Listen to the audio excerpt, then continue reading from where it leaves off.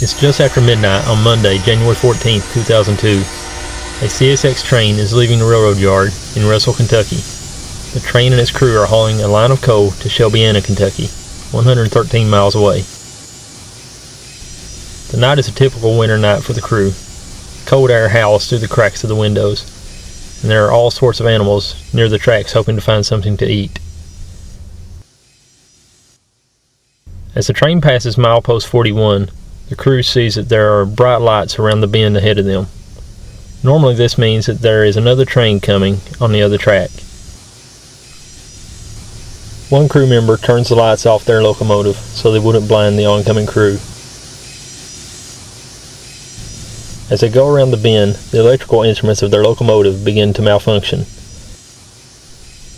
The computer flashes on and off repeatedly, the speed recorder fluctuates, and the locomotive's engine dies. The emergency brakes are designed to engage in the event of a power loss. As the brakes initiate, alarm bells start ringing. The crew members have no idea what is going on with their locomotive. At this moment, the crew realizes that the lights are not those of an oncoming train. They see three oval-shaped metallic objects just ahead of them.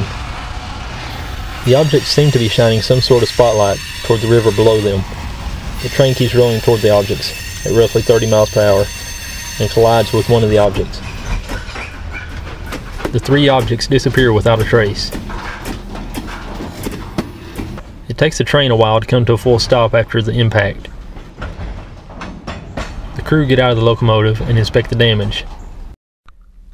Their backing locomotive looks demolished with extensive damage to its cab, and the first two coal hoppers look as if the tops have been hit with a giant hammer. One crew member looks at his watch. It's 2:47 a.m. They climb back on board the locomotive to find that all the electrical devices are working again. They notify their dispatcher in Jacksonville, Florida. He seems reluctant to believe their tale and thinks it's just a joke. After convincing him that the collision really did happen, he tells the crew to examine their train closely to make sure it can stay on the rails. Then he instructs them to limp into the old railroad yard in Paintsville, Kentucky. The CSX crew's night is far from over. When they arrive at Paintsville, they are met by an army of workers none of them have ever seen before. They are taken to the old yard office, and the strange men interrogate them for hours.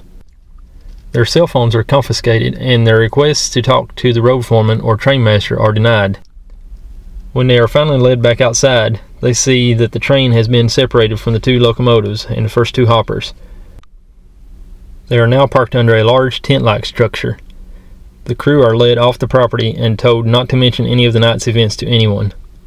The crew gets 8 hours of rest time, and when they go back by the Paintsville yard the next day, there is no sign of the locomotives, two cars, or the tent.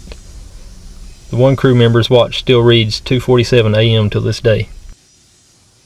Railroad employees whisper about the incident amongst each other, but they refuse to come forward with any information in fear that they may lose their jobs.